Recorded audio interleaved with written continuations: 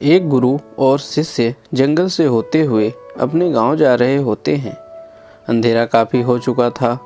शिष्य ने अपने गुरु से कहा कि गुरु जी, काफ़ी रात हो चुकी है, अगर आप कहें तो आज की रात यहीं आसपास के किसी गांव में गुजार लें। गुरु जी ने अपना सर हिलाया और वो आसपास के गांव में एक छोटे से घर के पास जाकर रुके। अब जैसे ही वहाँ गए तो गुरु जी के शिष्य ने दरवाज़ा ठकठकाया। उस घर से एक गरीब आदमी बाहर आया तो गुरु जी ने बोला, हम अपने गांव जा रहे थे, लेकिन काफ़ी रात होने की वजह से हमने इसी गांव में रुकने को सोचा। क्या हम आज रात आपके यहाँ रुक सकते हैं? गरीब आदमी बोला, हाँ क्यों नहीं, आप दोनों अंदर आ जाइए। अब जैसे ही गुरुजी अंदर गए, उन्होंने देखा कि उस आदमी के घर में बहुत ज़्यादा गरीबी थी। गुरुजी ने उससे पूछा कि आप काम क्या करते हो? वह गरीब आदमी बोला कि मेरे पास बहुत सारी ज़मीन है।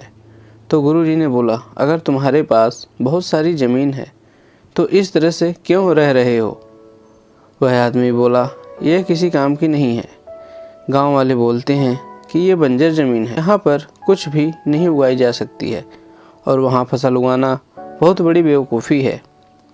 गुरुजी ने बोला कि तुम्हारा गुजारा कैसे होता है?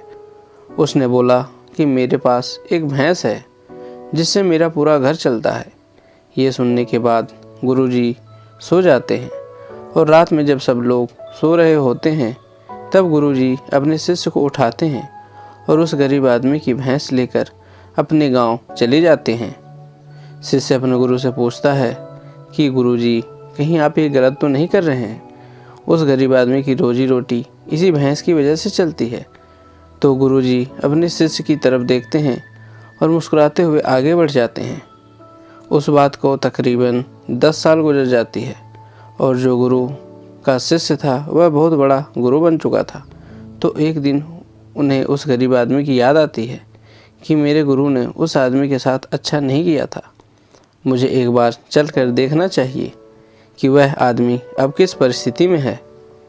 वह शिष्य उस गांव की तरफ जाता है और वहां जैसे ही पहुंचता है तो वह देखता है कि जहां पर उस गरीब आदमी का झोपड़ा था वहां पर एक बड़ा ही आलीशान महल बन चुका था और उस झोपड़ी के बाहर जो बंजर ज़मीन थी उस पर फल और फूलों के बगीचे थे। तभी उधर से उस घर का मालिक आता है। शिष्य उसे पहचान लेता है और उस आदमी को बोलता है, तुमने मुझे पहचाना? मैं अपने गुरु जी के साथ आया था, हमने एक रात के लिए आपके यहाँ रुके भी थे। वह आदमी उसे पहचान लेता है और बोलता है कि उस रात में आप कहाँ चले गए थे? और उस रात के बाद ही मेरी भैंस कहीं चली गई थी, मेरे पास कोई रास्ता नहीं था, तो मैंने अपनी ज़मीन पर मेहनत की और फसल निकाल आई और आज मैं इस गांव का सबसे बड़ा और सबसे अमीर आदमी बन चुका हूँ। ये सुनने के बाद शिष्य की आंखों में अपने गुरुजी के लिए आंसू आ गए और उसे ये बात अब समझ आई और वो रोने लगा। इस कहानी से हमें ये सीख मिलती है कि हमारे अंदर ऐसी बहुत सी टैलेंट छुपी हुई है, लेकिन हमें कोई ना कोई चीज़ रुका कर रखी है। वो आपके फैमिली वाले भी हो सकते हैं, आपको जॉब भी हो सकती है, कुछ और भी हो सकता है। देखिए, आपके पास भी तो भैंस की जैसी कोई दूसरी चीज़ तो नहीं है जिसने आपको आगे बढ़ने से रोक रखा है।